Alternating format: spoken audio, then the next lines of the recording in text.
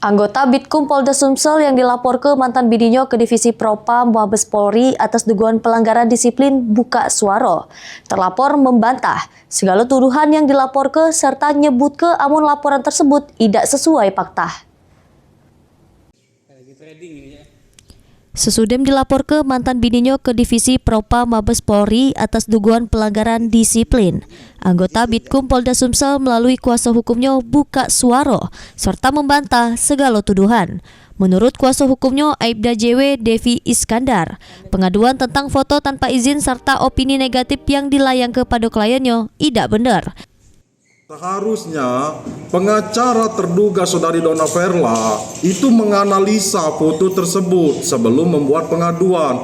Jelas-jelas di dalam foto tersebut itu ada klien kami. Jadi bagaimana mungkin klien kami dapat memfoto mereka?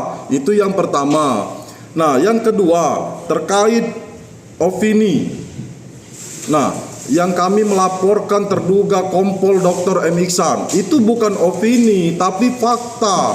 Fakta pada waktu persidangan disiplin terduga Kompol Dr. M. Iksan diduga main trading saham.